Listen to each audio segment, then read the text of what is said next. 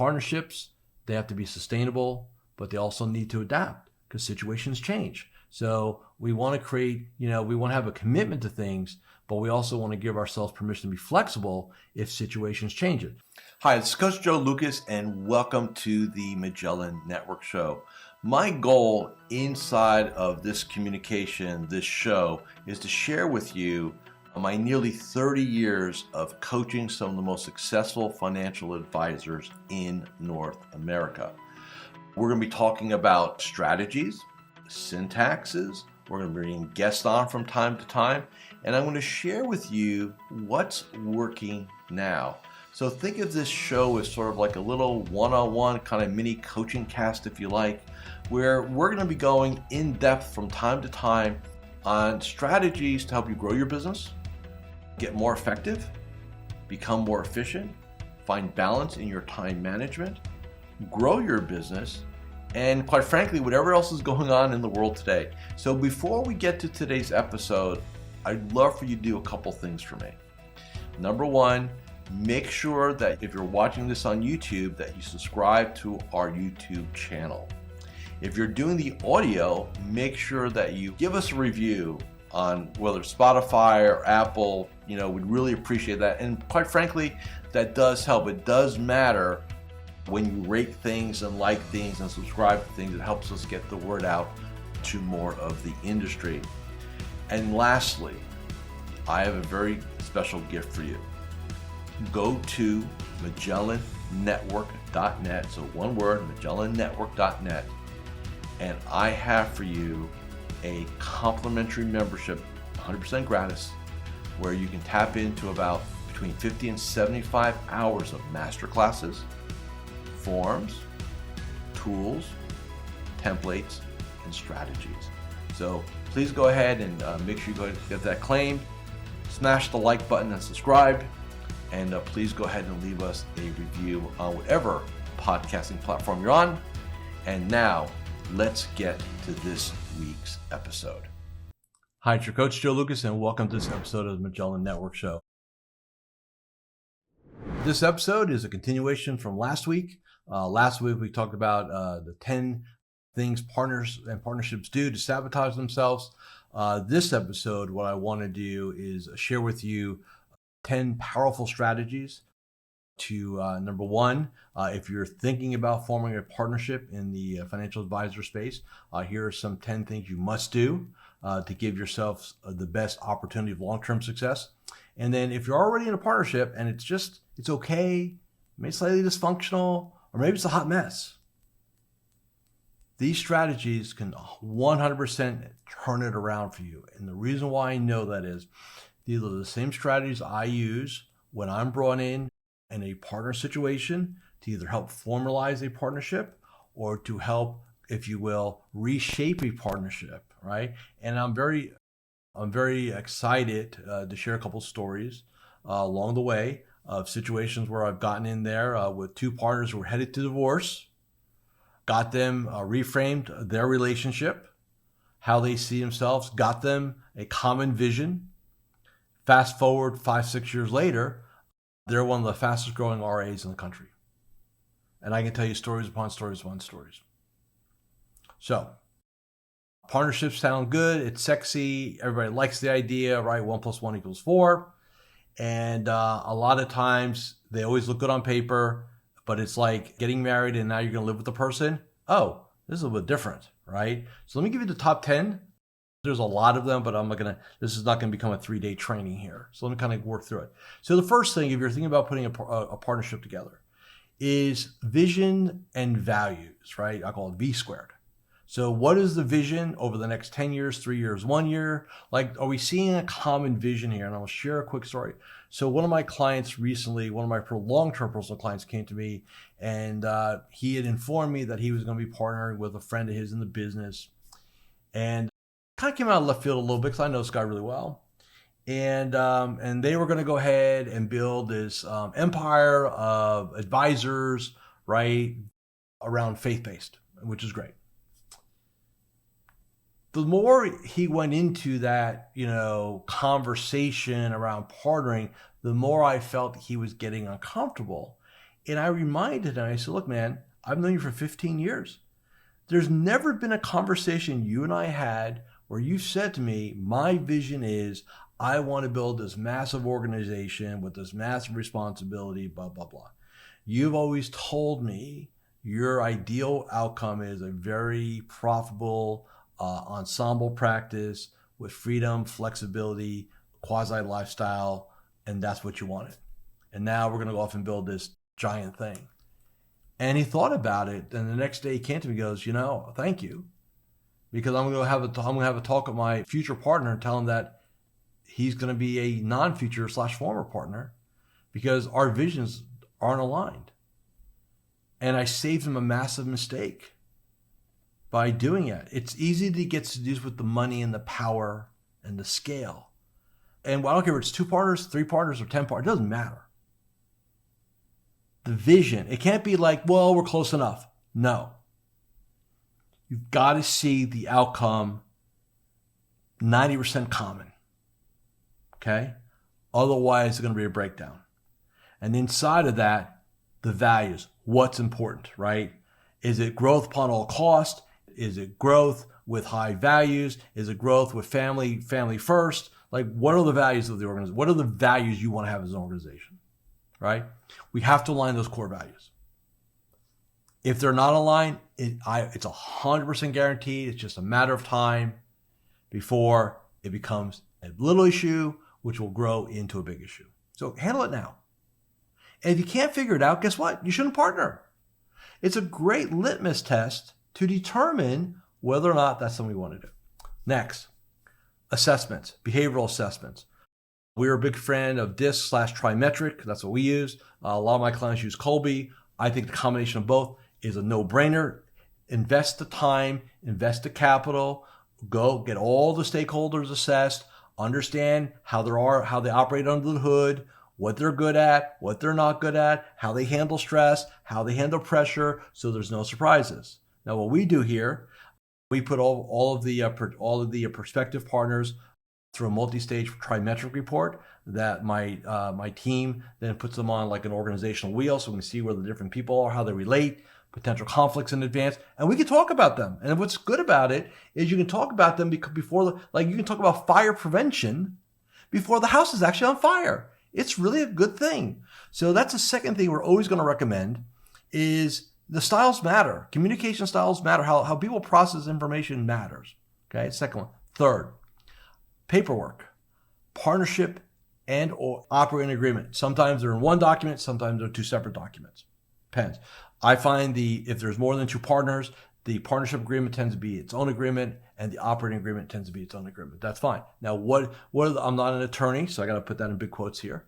But typically, it's going to talk about equity splits. It's going to talk about decision making and how decision making is done.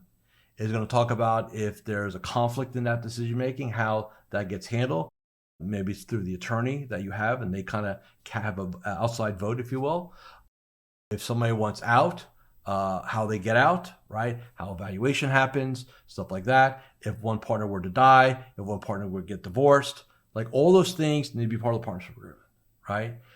You talk about estate planning, right? Why do we do estate planning for our clients? So that they can dictate how they want things to happen if things go bad. No difference here. You want to control that, all right? Super, super critical. Now, what's next? Number 4, communication. And I don't mean communication like in passing in a team meeting. Once a month, at absolute minimum, once a month, there needs to be a minimum half-day off-site to go over the numbers, the business. It's a partner meeting, not a team meeting, a partner meeting. I guess 2 of you. Go somewhere half a day, minimum, every month. Once a quarter, full day, minimum. Hi, Coach Joe Lukacs here, and I'm just breaking here for a moment just to do a couple quick reminders. Number 1, make sure you subscribe to our YouTube channel or our podcast. In addition, please leave a comment or a review. Those things really, really matter. And share this episode with 3 of your colleagues inside the financial services space. And lastly, make sure that you go ahead and claim your free membership inside of Magellan Network. Now back to this week's episode. If there's more than 2 partners, maybe there's 3 and 4, one day a month, and then in my perfect world, once a quarter, you do it overnight with a dinner, you connect. Why? The relationship that you have with your partners is critical. Keeping the communication lines open is critical. You never, ever, ever, ever want to show to the team discourse. So you keep that swept up and in a box until it's time for you guys to go somewhere and hash it out. Never hash out your dirty laundry grievances in front of your team because it causes your team to choose sides. It's a family dynamic. The kids get freaked out when mom and dad fight. Period. So don't do it. Right? Number 5, big picture. Everybody will do things a little bit different. Don't sweat the small things, right? So don't get, especially if your partners are a little bit different. Like when we go through the assessments, hey, this person, you guys are different. You guys are very complementary, but you're different, right? If you're different, don't sweat the small stuff. Everybody has a certain approach to success, life, family, growth, everything. Nobody is going to be a mirror image of the person. We're all unique. So focus on the big. There'll be times when there'll be disagreements. There'll be times when there'll be minor ego battles. It comes with any relationship. Show me any relationship in this world that does not include a fight, a disagreement, or an unmeeting of the mind on a regular basis.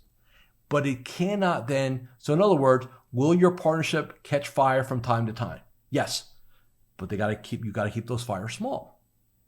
That's hence the communication, hence the meetings, right? Because you are going to have disagreements. There'll be time you don't see eye to eye. I've never seen a partnership in my 31 plus year career that is absolutely it's like utopian. It doesn't exist. There'll be times when you're grinding through things, right? Next, complementary skills, right? So sometimes you'll have people that are very, I call it a mirror model, which is everybody kind of hey, 3 rainmakers are going to get together, right?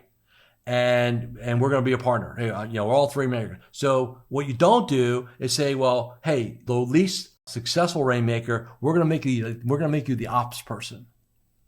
Destined to failure, right? So understand complementary. So if we're all rainmakers, then we better hire some killer operational people and just pay the freight, right? If it's well, hey, I'm a great rainmaker, I like doing planning and ops, great. I'll focus on that. You focus on that, divide, conquer, kill it, right? Perfect. But that is defined in advance. So complementary styles, right? And everybody has a say at the table. That's super, super important. What's next? Investing in yourself. So in my world, and I can only speak for my world, right? If I got a partner or 2 or 3 partners, I want us all going to conferences together. I want us to have a shared experience. I want us doing business planning together. I want us involved in a coach together. A lot of my work now, personal work, is with partnership and teams, where I come in and I'm that, UN, Switzerland, peacemaker, right? A conduit, interested but a non-voting, non-equity voice. And I can bring my best practices from other teams, other partnerships, they do things, which people find that very valuable. But that's what you need to do. So you can't have, if one partner's like, oh, I'm into coaching, I'm into personal development, I'm into conferences, and the other one's like, oh, I don't give a crap about that. That's a problem. That's not common values. That's not shared experiences. That's like an estranged marriage. One person goes off with their friends on vacation, the other one doesn't. That's weird. So don't do it. All right? Next, celebrate the wins together. So when the team wins or a player on the team wins, we all celebrate it. When a partner hits the minus side, we celebrate it.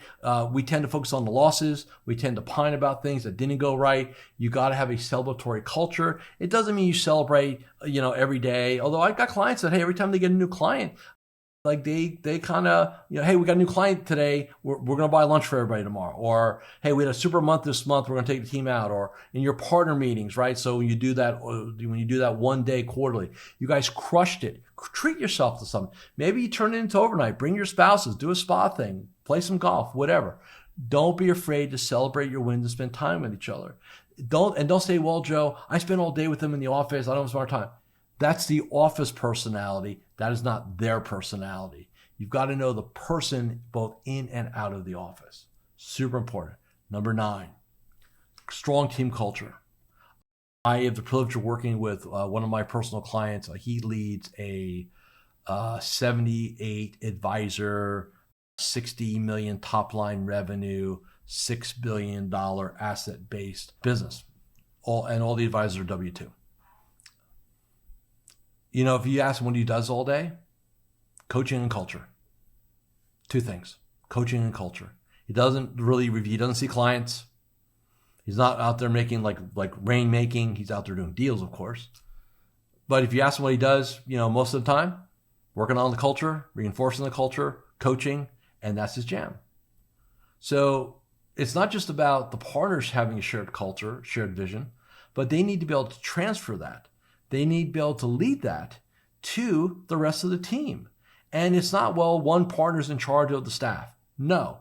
They may be in charge of the staff from an operational perspective, but all partners are in charge of culture and vision.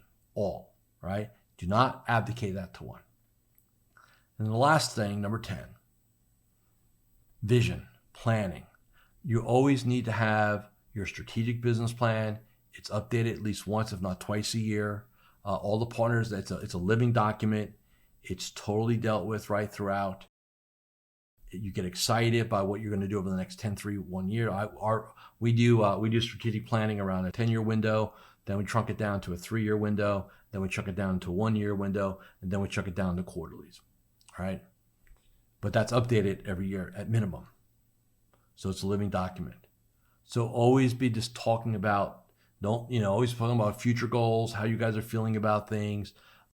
Because partnerships, they have to be sustainable, but they also need to adapt because situations change. So we want to create, we want to have a commitment to things, but we also want to give ourselves permission to be flexible if situations change it. Maybe there's something in the marketplace. Maybe there's something in the investment landscape. Maybe you're presented an opportunity that arises that would take your firm in a totally different direction. We can be flexible to evaluate those things. Okay. So those are the 10 things I want to share with you. Now, if you're in a partnership or thinking about getting a partnership, and that's like, that ain't us, I invite you to spend 30 minutes on a conversation with me, just going over your situation. That's what I'm here for, right? So you can find me, just respond back to this email, or however you're finding me, just Google me, Coach Joe Lukacs. You'll find my website. You can book a call, a Zoom with me, no obligation. I'm happy to talk to you about it. And in the meantime, make sure you check out my AI tool. By the way, a lot of what I gave you, I asked myself, because I have my own clone, hey, Coach Joe, what are 10 of the best practices for high-functioning partnerships? The 10 I just gave you came from my AI tool. Think about that. So with that said, thank you for watching. Thank you for listening to this episode of the Magellan Network Show. If you want to try my AI tool, go to MagellanNetwork.net. It is the ChatGTP for financial advisors. Thanks a lot.